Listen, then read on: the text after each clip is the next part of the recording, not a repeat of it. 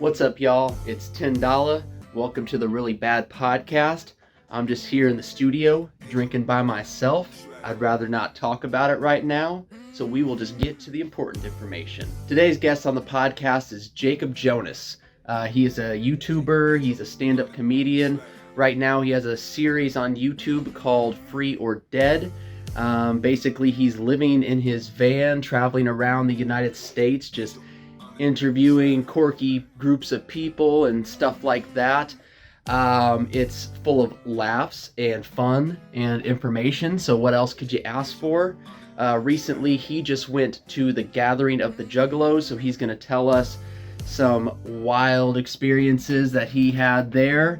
It's going to be a good time. We're going to laugh. It's going to be great. So what do you say we just sit back and do some relaxing, podcast enjoying, and jump right into this. Our podcast will start here right after the intro. Blink.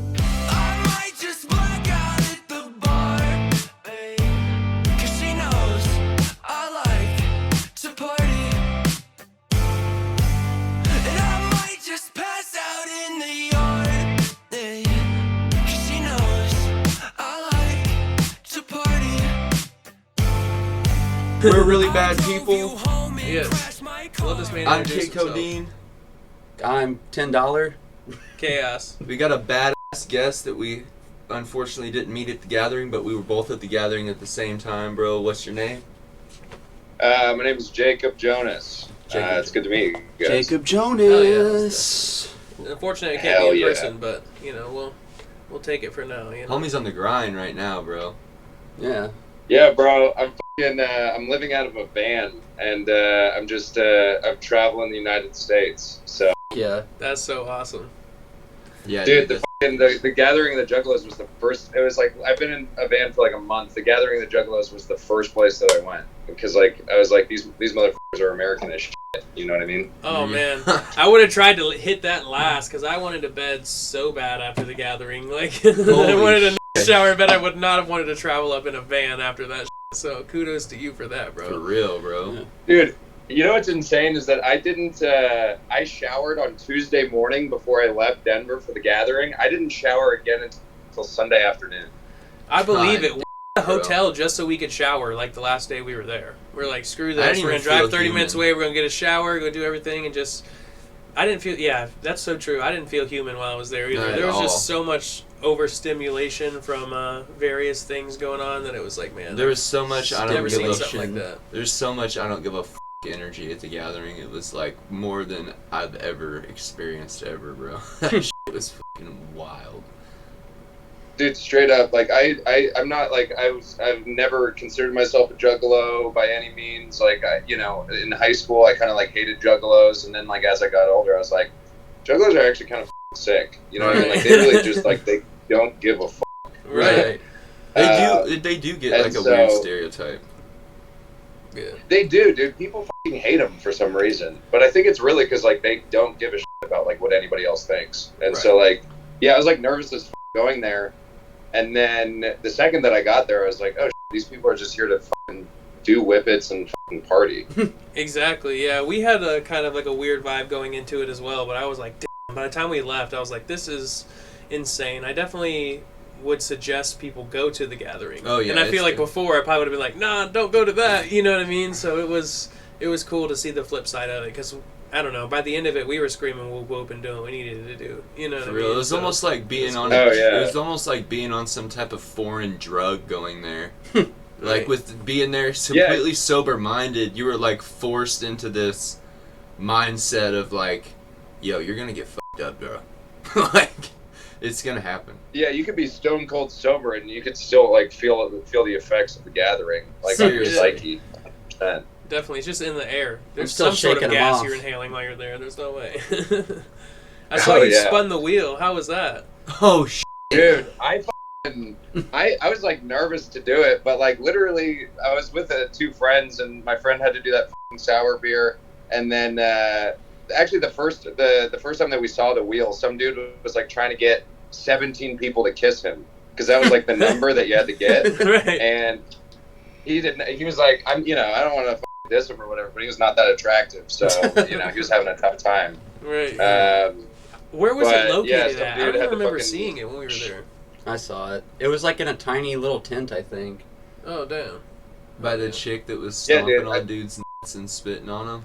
Yeah, did you see that chick with the $5 I'll spit in your mouth for $5 sign? The giant chick. Yeah. Bro, dude, at the wheel, some dude had to, they have, what is it called? It's like Bump of the Dead or something, and some dude had to snort another dude's ashes. Oh, what the Dude, straight up, I was like, Did he do it? Insane, bro. I hope it was a bump and not a line. I got the They're drive just here with divvying like out, and it had to have been the ashes of a juggalo too, bro. Definitely. The ashes of a regular person. Wild. It's just like, bro, when I die, I want you to burn me down and just start bumping me out at a gathering. That is the wildest thing I've heard from the gathering so far. Dude, I followed, I met this dude named Dark Lotus, and he just had a shit ton of like crazy face tattoos, but him and I like met up and we started following this dude, and this dude was like out of his mind. And he must have been on like so many psychedelics, because he was just like, he was throwing his shirt, he was throwing his like keys, his phone, and he just like kept walking down the path, and he was just like getting naked. It was insane, dude. The gathering probably brought all of it back to him somehow as well. It's just how that place works. I know he got everything back. Oh yeah. Maybe. Did you guys see did you see the job contest? We left right before it, but we definitely heard about it for sure. We heard it wasn't much of a contest, more of like a race, but yeah. Yeah, it was more like a race. It was a race. Oh my That's god. awesome. What made you want to go there in the first place? I just I'm starting this project called Free or Dead, where I like interview people just like about what they think the future of the United States looks like, and like their political affiliations, but like more in-depth questions. And so I was like, I saw that I've always wanted to go to the gathering, but I saw that it was like it lined up with the time and the location. I was like, shit, I'll just fucking buy a ticket. And so I went there, and then I got fucked up or whatever. But I also interviewed like 16 or 20 juggalos, just like about their political affiliation. Yeah. Yeah, it was it was pretty hard to nail down what a juggalo's political affiliation actually is, but. What's the summary? No, it was interesting. What's like the summary of their political views? I think that they relatively lean left. I mean, there's like a lot of trans people there, a lot of non-binary people there. There's like a lot of safe spaces. But then, there's like some juggalos who like I interviewed, and they didn't want me to put their like interviews up or whatever, and I respect that. But like they're Trump supporters, or like fucking people who lean right. So it's like why talk about it if you don't want it up? Why go through the interview? Like it's just like, yo, hey, I know I'm ashamed. I don't want to do this. Right yeah, literally that's what it was. But yeah, there's like a lot of anarchists, a lot of people who. There's some dude I interviewed, and I was like, what do you think juggalos lean towards? And he was like, oh, what is that one in the middle? Oh, atheist. And I was like, that's not what I'm talking about. That seems like a very gathering question. In the middle, like. That's dope. Hell yeah. Yeah. That's dope though. So you guys performed at the Nightmare stage? Yeah, we performed day one on the Nightmare stage. We kind of just randomly got booked. We had hit their booking company up like a long time ago and didn't really hear anything back, and then one day I just happened to get a call on my phone from the guy that was booking them, and we ended up getting the slot, so that was really nice. We've done quite a few juggalo we're from the Midwest. It's heavy. And stuff, it's really heavy around this area. I wouldn't say that we're necessarily juggalos, but we're down, you know what I mean, and a lot of our homies, are juggalos, so it's easy to reciprocate love, you know what I mean, back and forth. So we're just here to do the music thing. So if anybody likes our music, we're cool with it at this point. So it was just another foot in the door for us to kind of get the opportunity to experience something and try to get our our name out there a little bit more. Yeah, we did a lot of groundwork with Tom Woods and his affiliate, which is one of our close homies. He goes by Ogre. Yeah. But Tom Woods is the guy. Like, how they've got their own game. I forgot what it's called. Echoside. Yeah, they've got their own card game. Tom Woods is the one who did like all the artwork on the game, and does a lot of like clown demonic artwork and whatnot. And you might have seen his booth there. Yeah. There was like a booth with just like straight like paintings and art and all that kind of stuff there on the merch row. yeah, But Oh, like yeah, a yeah, couple yeah. down from Good like to the see Blood that. guy. So you guys performed Wednesday? We performed the first At the day. gathering, It was yeah. Wednesday. I think it was Wednesday. Yeah. yeah, dude, it was at 5 o'clock, and let me tell you, bro, it was like It was in the 111 heat degrees. of the day, bro. We were trying not to barf on It stage. was The bad. nausea was real. Yeah.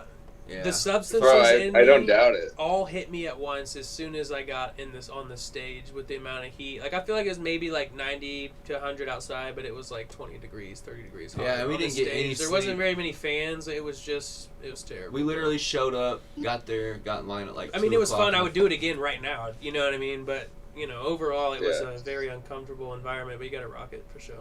Well, the whole time they were like, "We're giving you a 5 o'clock spot," and I was like, "That's dope," because other people like out here and got like a 2 a.m. slot, and I was like, "Oh, that sucks for them." Right. But then I realized I'm like, the 2 a.m. slot is the sweet spot because you got like hundreds of people out there at 2 a.m. at Yeah, 5 they a.m. finally it's cooled down. You know what I mean? The beating trips down hitting them. heat. Yeah. Yeah, man, you was in a fucking gonna be getting fried like Oh a yeah, dude. lobster out there. Juggalos lurk by the moon, bro. They fucking the 2 a.m. is like their prime time. You know what I mean? Yeah. I feel like the only time you really could sleep at the gathering was like 5 a.m. Yeah. to like 8 a.m. That's what the fuck I was gonna say. Those Fucking 3 hours, everyone bro. kind of died off the megaphones for a second. that. But as soon as like 8 a.m. hit again, they were like, okay, everyone, get the fuck up. Bro, we got there in line at 2 o'clock in the morning, and then we got to the other line at 3, and then we got to camp at like 4, and then we're like partying, and then we're like, bro, we need to fucking close our eyes because we gotta perform. As soon as we fucking lay down, bro, they start setting off car alarms and hitting us with the megaphone, and they're like, fuck your sleep. And I'm just like, yo. Yeah, bro. And I'm like, I didn't see a single artist camp on the grounds, and I'm like, I know why. You fucking know. Did you camp? Yeah, did you bro. camp? It was like the Wild West. I parked like in the fucking parking lot, which was like luckily away from everything. But dude, motherfuckers were set it up like they set up their tents literally like right next to the fucking main stage, like the Joke You Mind stage. Yeah. They had like tents there. I'm like, that's a horrible idea. Yeah. Yeah. Yeah. Yeah, It's bro. definitely And getting trashed by day 3. then once the There's no music way. stops and their fucking stimulation stops, the drugs kick back in, and then they're fucking wandering through shit. Dude, straight up. They're like a different breed, dude. Juggalos. Yeah. I've been to like other music festivals and shit where like people are openly selling drugs or whatever, but like the Gathering of the Juggalos like takes it to another level where it's like it's a part of their culture where they really don't give a fuck. Yeah, like they definitely instill that, and the police knew that there wasn't a fucking thing that they could do to mitigate it. Other than we had a dude literally in our camp take such a hot dab, he fucking passed out. I'm talking fucking Yeah, took the heat stroke and just went fucking croaked out. Police came and got Not him. us, don't worry. Police came and got It him. was me. Put him in the fucking go-kart, drove off with him, and then he just showed up back in camp, walked all the way back. I definitely feel like, as dangerous as the gathering sounds, it was one of the safest environments. No, for like, sure. I feel like people were they were Besides all the on the sun. same, yeah, other than the conditions. That sun was gonna get You know what I mean? everybody. But I do feel like everyone was kind of just on the same page. They're like, hey, if you don't want to get fucked up, we won't get you fucked up. But if you do, we'll do it, and we'll take Yeah. care of your ass if you get too fucked up. So that was nice. Yeah. Motherfuckers eating 10 strips and shit, balling up fucking whole sheets of acid and eating it and fucking being completely fucking like check out of their own body and just let somebody else fucking run it, dude. Like, Dude, I couldn't imagine. It's like I do psychedelics and shit, but I could not fucking imagine eating like 10 strips of acid and being at the fucking gathering though. That's insane. yeah, like all the badass shit that happened there too. There's also some fucked up shit too. People like left their fucking dogs in their car, high on acid and shit. Yeah, I heard about that. Yeah. Like fucking, oh my god, bro. You imagine coming down off a fucking trip like that and being like, oh fuck my dogs. And then they're You're like, literal Jesus French Christ. toast inside your own vehicle, bro. Could you imagine being tripping like harder than ever and then being like, oh fuck my dogs? Dude, You know what I mean? And then like, just like really ruining it's your been day. hours, man. Like, I can't find my car. Did I yeah, even bro. drive That here? parking lot was Yeah. huge, for real. There's a whole Dude, it different was, it was economy going out when in I the parking first showed lot. up, that was mind blowing how many fucking cars were there, just like all along that hillside. It was like almost thousands of cars. Yeah, dude, as soon as you pull into, you got dudes with megaphones telling you to turn around and go fuck yourself. They're like, turn around, you're at the wrong place, fuck you. You got a Cadillac? Shit, you shouldn't. Not here. Yeah, exactly. But yeah, it was fucking insane, dude. Like just like the amount of fucking like, dude, it's like I don't do that many drugs, but I do enjoy a little nitrous, and so dude, like just like people walking around selling $5 balloons of nitrous, and fucking, it's a pretty good deal actually. Yeah, they little $10 8s and shit too. We got a couple of them. They were midsy, but I mean, $10 get you $10 for sure. Yeah. Yeah. No, yeah, man. for and sure. Just the risk that these juggalos take, man, coming from all around the fucking country and bringing that much shit. You are fucking.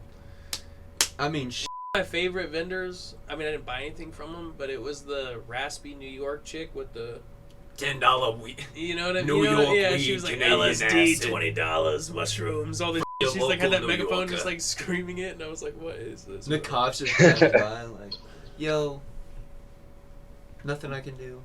That was the weirdest thing, man. The police not just I saw so many cops on the go-kart laughing and having a good time too. I was like, how in the They got some $10. like they got Right. they're lucky to get to they're just getting paid to ride around on a golf cart and make sure nobody dies. You're gonna see some other shit you're never ever gonna see anywhere else. Yeah. Like Yeah, for sure. so Yeah. for real when that music started though, did you catch the fucking first day of the ICP set? Yeah, dude, I got there at like 8 p.m. on Wednesday, and then I just like chilled for that night, and then the first set of the ICP, it was fucking great, dude. Seeing like whatever, like 250 juggalos on stage at the end of their set. Bro, Yeah. somebody literally fell off that bitch and broke both their fucking legs, and they literally stayed up there and partied until it was over with. Jesus Christ, dude. That's Yeah. dedicated. That's like a real fucking cult level They're like, dedication that somebody they have. died. And Dude, his soul literally just fucking rose fell above off the the stage, in broke rage. both of his fucking legs, and they just pulled him up there and What the partied until the fuck? set was That's over. Like, let's awesome, take bro. care, put him on an ambulance. I thought it was really God, cool how they dude. all just, like everyone knew the trick to blow the fucking Fago Sticking that thing the up. thumb in the fucking Never heard of bottle that until like, but like everyone there was like, "Yep, flip, shake, boom," and I was like, "What the fuck is this?" Like that's a new, like I wish I knew that when I was a kid, bro. We would have been hitting house with them. Imagine Like, popping a Mento yeah, into man. that motherfucker right before. right. Dude. Dude, I was like, there's some that's day people with one some of black Juggalo eyes in the school, middle dude. That's of what that they teach set. you immediately. For real. Right, yeah, you have to be a class like 3 juggalo before you get the Fago tricks. Gotta get your badge. Dude, we At were, first, The you Dark have to Carnival pick 101. your political views. bro, and if we you're were in the middle or camped with not, some and then, class you know. 3 juggalos. We were with the group that was like right what was the tent? The Dream Stage? So they were parked. They Yeah, were it was, right by like, the right Dream across from Stage, it. and they were yelling at you with the megaphone to sign their board and to show them your butthole. With the like, they were like, "Sign my board, Yeah. you Yeah. sign my board." Dude, that's I had no idea that was like a common trope in Juggalo culture where it's the obsession with the butthole. But Yeah. I mean, I guess it makes sense. Yeah, definitely. I think was, it only started a few years ago. I don't Yeah. know. We were fair warned about it, so we were expecting to have people screaming about our buttholes, but you know. No one saw mine. Did you show any of They your definitely buttholes? overhyped I how. mean, I showed my ass maybe a couple times, but not my hole. I feel like it's maybe a little bit too much. Yeah, you can't know? trust him, man. I seen one of the homies that we were camped with show his asshole to some random chick, and she straight up Captain Hooked his Yeah, ass, bro. she did. She put her finger in there and curled it, dude. I was like, If he didn't Jesus. smile after, I would have assumed it was. and then assault. like shook her hand sure. while she was in his ass. I was like, what the f***, yo? You can tell she's done that before. Dude, yeah. It's just like, That's she's awesome. like, I don't want to go to jail, but can I see your asshole? It's like, And then he's she just like yeah. She's like, oh, fuck. Yeah. I went to the wet T-shirt contest, and I was like the wet T-shirt contest was after the job contest. So I'm like, what is this? I mean, this is like tame. But They I scheduled went to the wet T-shirt contest, and some chick like put like the wooden clothespins like on her tits, and then also on her. And I was like, wow, that's crazy. But But yeah, I don't know, just like random shit that I saw of like people just like getting too fucked up or like, you know, I went to the, did you guys go to the haunted house? No, No, we wanted to. but it kept fucking raining every night that we wanted to go, so we were like, screw it. We're gonna go. Like, it had a power outage and shit. How was it, though? It was fun. I was gonna go back. My friends and I were gonna get like 3 or 4 nitrous balloons and then go back through the haunted house. We didn't do it, but I think that would have been fun. Oh, that would have been so that would have fun. been sick. Was it scary? It kind of was, actually.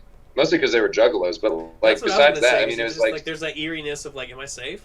I feel like it'd be a regular one, just with more dick, though. Did they touch you? No, they didn't touch you. I was waiting. I was waiting for one of them to have a fucking chainsaw, but it was actually a pretty like well put together fucking haunted house. I was wondering because it looked like a fucking office panel maze. Yeah. Yeah, it was like I had very low expectations, but like that scared me a couple of times. It was pretty good. I bet. That was dope.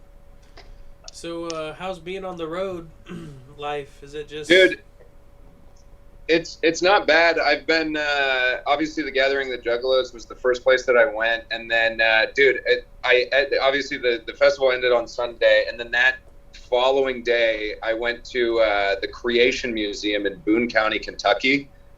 And then also the life-size recreation of Noahs Ark the following day. What the?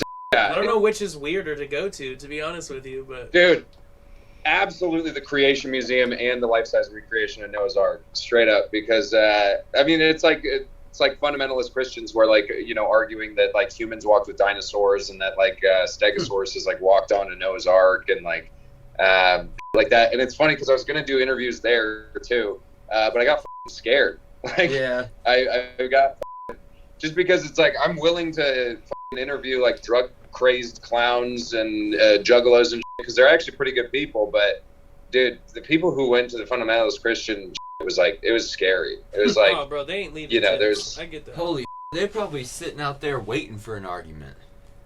No, literally, that's kind of waiting what for it was. There's to like, ask them what their opinion is. I know, honestly, I wish I had done it, but I just got cold feet. But like, there's like a shit ton of Mennonites there. I don't know if you know what those are. Yeah, it's like they're like we got them around here. We're from the Missouri, bro. We're from Missouri, so that's thick around here. Yeah, we go to Walmart with them. Oh yeah, they're just like I had never seen one before, but it's pretty much just like diet Amish people. Yeah. But there's a bunch of those motherfuckers, and then like. I don't know, dude. It was just crazy seeing. They had like, I went to the Ark Museum and like they built the Ark to the specs of the Bible, which is like 510 feet long, 75 feet tall, 50 feet wide, and they had like They had like an infographic board, and they were trying to argue that like everything fit in the Ark, like according to biblical standards, and. They were like, yeah, you know, Noah and his 3 sons only needed 400 tons of food to feed all of these animals. And I looked it up. 400 tons of food is 800,000 pounds. Yeah, and all of those animals had different diets, too. Yeah, exactly. And they had like Stegosaurus. Like a bunch of meat, feed the Stegosaurus. Yeah, it's all grain. It's like it's a million of wheat. Like, yeah. And plus being on the water that long, keeping the food... Well, if they were smart about it, they could rotting. just start feeding some of the animals the other animals. You know what I mean? And then... Yeah, well, but I mean, you know, that's probably they had like 7 of every clean animal and 2 of every unclean animal. That's what they were arguing. But what the? It was crazy. And to go, yeah, what's an unclean animal? I think it's like from biblical standards, it's like pigs or like bottom feeders, or it's like whatever unclean animal that like eats. I don't even know. Just like some fucking like so kosher like law. Scavengers and shit, like buzzards and shit. Yeah. Plus like T-Rexes and shit. And I'm like, wow, that's crazy. Because it's like the Ark is roughly half the size of the Titanic, so it's not even that fucking big. And I was like, Jesus Christ. You're just gonna keep the T-Rexes from not fucking with everything else.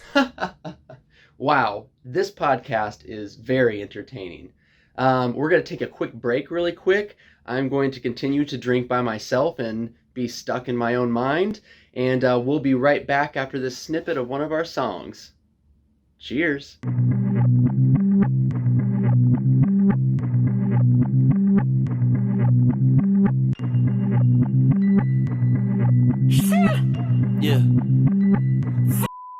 make your block hot. Mad shock, so much fago, make your heart stop. Just non-stop, dope until I pass out. Say I'm gassed out, mad cause they can't cause I'm in my bag now. Pass out full of runs, smoking off the rooftops. When I heard it, y'all want smoke, but they popping no shots. Got a body in the trunk, I ain't giving no with a knife, I cut them up. We're gon' test your luck. That make the party stop off the Molly rock. Every brick gon' make her body drop. She get mighty top. You mistake, you let us set it off. We warned you off. Yeah, so just tell us a little bit about like what you were doing and you know, your trips. Oh yeah, how you're saving money and you know you had enough. Yeah, so I'm just doing this video project thing, and I've only been doing it for a couple of weeks, but I'm really enjoying it, and you know, we'll see how the financial situation runs out, but you know, I'm having fun, and I got enough money to live off for a couple of months, and I'm just I want to go to like the craziest shit that I can find, so that's why I chose Gathering of the Juggalos first. Yeah. But I also I want to go to like a couple of gun shows. I want to see like the real like weird, quirky parts of the United States. Hell yeah, dude! You should make your way to Springfield. Yeah. Dude, honestly, I think I mean, is Springfield like a weird place? Yes. Yeah. Like it's got the. It's been rated like most dangerous city in Missouri several times. Well, not even just though, that, like, bro. St. Louis and Kansas City are way bigger. It's like one of the meth capitals of the world. The danger. Just go walk around to Walmart here. That's what you need to do a video. Like that'd be enough. Just go hit every Walmart in Springfield and you'd be all right. They got the Pythian Castle here, which is like the top 5 most haunted places in the world. Not the United States, in the world. Yeah, like that Ghost Adventures place. Went to it and The people that work there are weird. It's called Pythian Castle. It's like this cult of, I don't want to say cult, but I mean basically a cult of this family. Their last name's Pythian. You can't live in that house unless your last name's Pythian. So like, it's a castle they rent out and they do ghost tours in, but they'll rent it out. Like my school's prom was there, and but it's just a castle right in the middle of town for no reason. That's supposedly super haunted. Like the Ghost Adventures guys came and did a show, an episode on it and stuff. But the reason why it's haunted is because in World War II, Missouri is the center of the United States. They'd have to, if we were to be invaded, it'd take the same amount of time from the east than it would the west to get to the center of the United States. So they kept tons of World War II Germans and Japanese soldiers in the basement in a prison. There's a huge prison, and every cell held 60 inmates, and it's like 60 people in the size of this studio room, just jammed in. God. Like the size of a living room. And it's so fucking haunted. You can't even shut the cell doors, because if you shut the cell doors, everybody that works there will start getting with, scratched, pushed, falling off, because they feel like they're trapped in there. It's like one of the like places where they've sent scientists to, and they can't figure out any kind of hard evidence why it happens the way it does there. It's haunted as The people that work there seem like they're zooted, but I think they're just crazy. They're just scared. I mean, like the people that work there, I don't think, when I watched the video, there wasn't anybody who worked there for more than 2 years. Like the person who worked there the longest was there for like 2 years, and then he eventually was like, this is crazy. It's also a college town. Like we have 3 colleges here, so like half the population of the town is like college kids for half the OTC, year. Drury, and MSU. MSU's the biggest one. We have like hella college kids running around and sororities and all kinds of shit. Oh yeah, if you went down to the, I don't know how long you're gonna be like tripping, but if you are still riding around like Halloween time, we throw a big Halloween show every year. We have a different spot for it this year, but that'd be a good place to probably go. We do like a big costume contest and everything, and there'll be a lot of local artists and stuff like that around. So that'd be interesting. We can hook you up with some tickets and. Yeah, dude. That definitely sounds interesting. I don't have any plans for Halloween, but that's definitely up there. What, you guys do like a Halloween show? Yeah, we do a concert every year, and everyone just comes in costume, and then all the artists come in costumes as well, and it's just a party at a bar, and we just drink and smoke and put on a concert, and then give someone like $100 and just kind of celebrate. Dude, yeah, that's tight. Yeah, I had never heard of Springfield before. Well, I knew it existed, but Almost like no the- one's heard of Springfield. It's like Yeah, the no. Triangle City, man. Like it's the major cities in Missouri are literally in a perfect triangle in between Kansas City, St. Louis, and Springfield. Well, in Jefferson City. I guess, yeah. Yeah. Jefferson In Columbia. City. Columbia's not that f***ing big. But yeah, as far as like music and entertainment goes, Kansas City and St. Louis got it on lock, and Springfield's right in the middle of the two. So a lot of the overdraft comes here. You know what I mean? How long have you guys been doing music? As a group, we started right before the pandemic, so that was unfortunate timing for us. But solo-wise, like I've been doing it since like 2018. Tin's been doing it like 10 years. Cody's probably been doing it like 7 years. So I mean, they've been after it. You know what I mean? But as a group, we probably started about 2, almost 3 years ago, and just tried to make do with our situation of what we've had. Because the first year we were together, we really couldn't leave the house or do any shows or anything, so we kind of had to make up for time, in the last like year and a half to try to really project ourselves out. But I think it was a good move because we were all well known in our area as solo artists. So we were originally Right. 4 members. One of our members was killed a few months ago, so we are I'm sorry to hear currently that. just 3. But originally it was 4 of us, and we were kind of like a super group that we were trying to form here for the area. Yeah. Well, that's dope. I mean, you guys have been like the Rockstar music video is sick, and I looked up the No Jumper review. Yeah. Yeah, that was Yeah, fun. we just got like a second one done not too long ago, but yeah, that's cool. It's definitely a goal of ours to try to make it up there and get to tell our story because we've definitely been going through it the last couple of years. So it'd be nice to get to kind of explain everything we went through from our perspective, being underground artists instead of like Yeah, because it's just in like, the industry, because we're not in Atlanta or LA Yeah. or somewhere else. Like we really have to nail and teeth our way up because there's no footprint for us to follow here because no one's native. become big from Springfield. You know what I Yeah. mean? Like we're near We're the like closest leaving thing, the footprint you know what right I mean? now. So it's just like leaving the footprint, giving it's game definitely to been a nail and everybody, tooth bro. biter for sure. But it'll be good to Right. get on some big platforms like that and get to explain. Instead of being what shown you're- what to do, we basically, as solo artists, all collectively learned what not to do. And Yeah, then and brought then brought that together because we still don't know what the to do. We just don't know what like to there's avoid. not a certain blueprint to this unless you know somebody who's willing to shell out a couple $1 million and ask for none of it back, which is not really. We haven't found that guy yet, but we will. Or girl. We haven't Yeah. found that person to give us $1 million, Bro, but we're ready for him.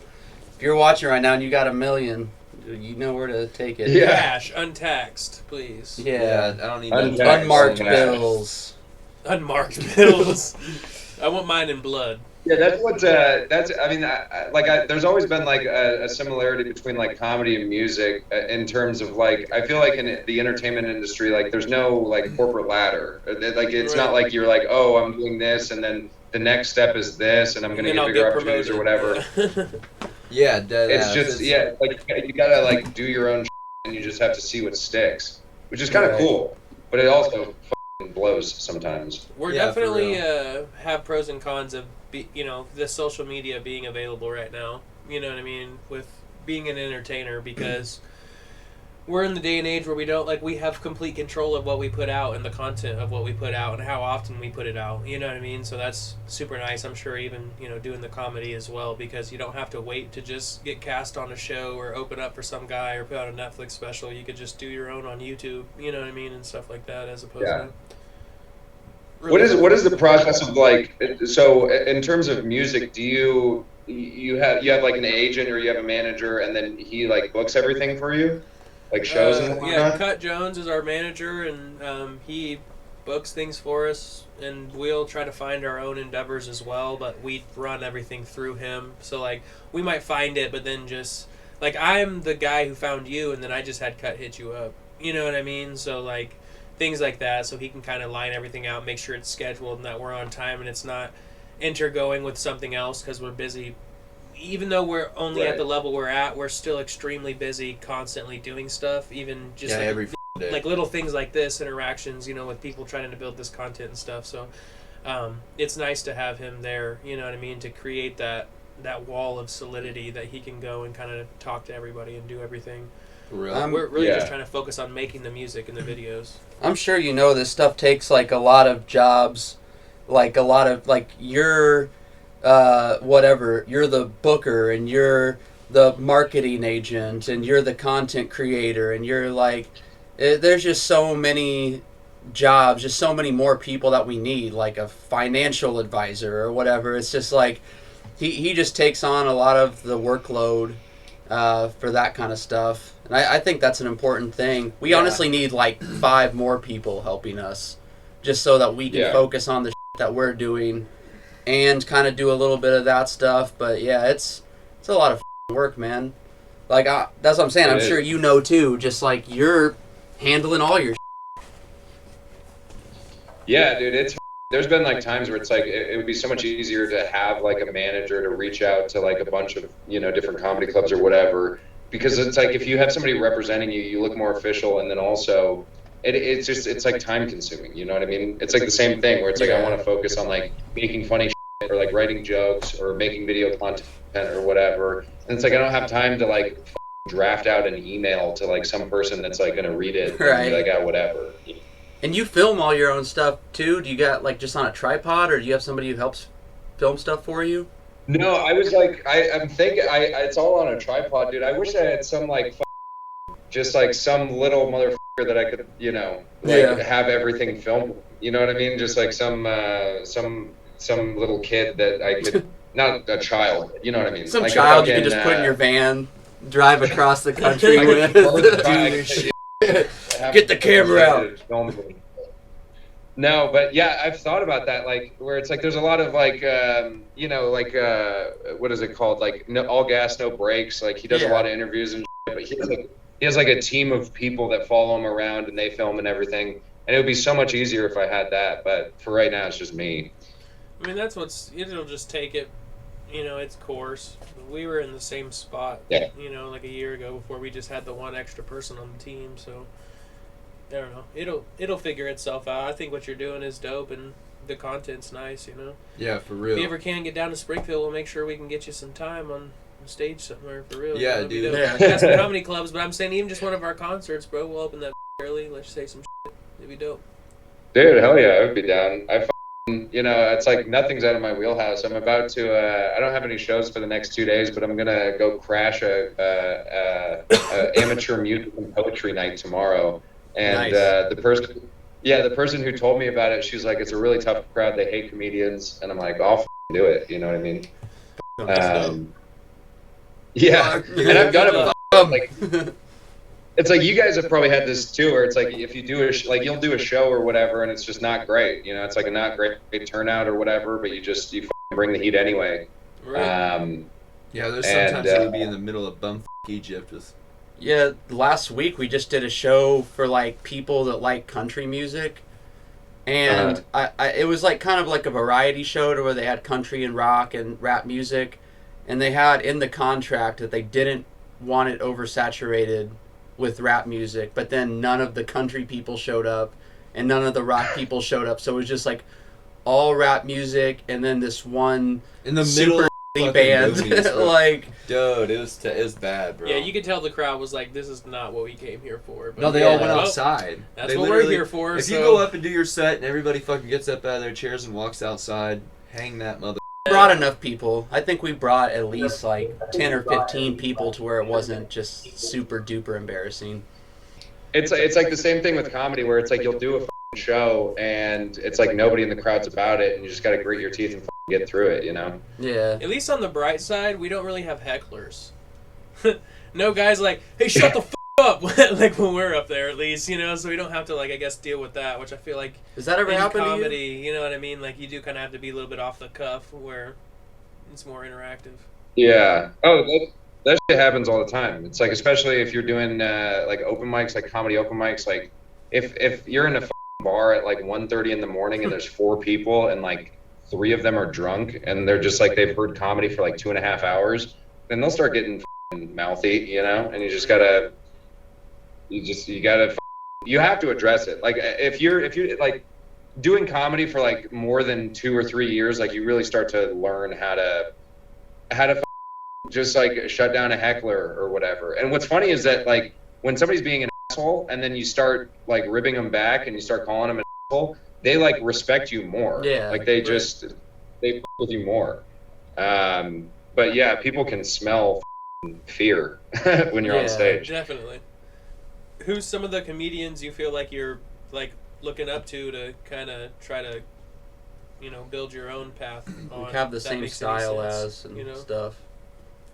There's a lot of like really dope comedians that, you know, there's like there's a comedian named Joe List, he's like a New York comedian, super funny, like really really quick. There's also, I don't know, Shane Gillis is like a bigger comedian. He's starting to blow up, but he's really funny. And then I don't know, just like there's a lot of comedians that are like on my level that I really respect, and then comedians that have obviously like made it and they've blown up. But yeah, I don't know. Do you like Bo Burnham? Oh yeah, dude. Bo Burnham released his special when I was like 13, and I emailed him when I was like 13. I was like, that is like one of the biggest. It's like one of the best pieces of art that I've ever seen. He never got back to me, but that guy is my god. Like, if I ever met that guy, I don't even know what I would do. I'd cry in front of him, and it would just be awkward. He'd be kicked out the. Yeah, he would kick me out. He'd be like, "You loser." I would just be, "Oh my god, dude, you're Bo Burnham. He would kick you out I'm not after worthy." that too, so you'd really be in the show. No, yeah. Yeah, dude. His Inside special that he released like a year ago, that shit was fire. Dude, for real, dude. And all crazy. The music's good too, bro. Like, he really doesn't miss. And and the best part about him too is he just like acts like he doesn't give a fuck. Like he doesn't mean to do it. Like, I'm going to awkwardly write you a hit song about anxiety and depression, and you're gonna laugh.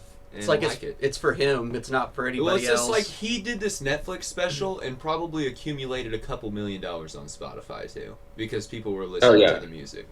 Because they were. Well, that Bezos song went off on TikTok, so it's like, I'm sure just that song alone, he's sitting all right in the pockets. You know what I mean? There's I don't even like that one. Fucking here we go again, that feeling, that funny feeling. Yeah. That song is fire, bro. Like, it's about wanting to kill himself. I still listen to like just having this funny feeling about blowing, and somehow he's able to, because you can tell he's got some issues, but he knows how to fucking 100%. Dumb it down and relate with people who would have absolutely no idea where to begin. Like, bro, he started his Inside special with like that close up shot of like him in the camera, and he's like, the reason I created this special was because I felt like I wanted to shoot myself with a gun. You know what I mean? Like, that's like definitely has some issues. But yeah, dude, his Welcome to the Internet song, I still play that on a daily basis just because it literally slaps. That one's really good, yeah. What is the process? Like, because like all your shit's on Spotify, do you guys like make money off of like the music and that you put on? Like, very tiny money. So there's different ways to make money. I mean, yeah, royalties make money, but in my opinion, it's the least form of income, like the smallest form of income for an artist. Like, say you get like 1 million streams. If you owned 100% of everything, like you made the beat, you wrote the lyrics, you performed it, you have it registered as a pro, you know what I mean, you didn't use any loops or anything, you maybe could get like $4,000.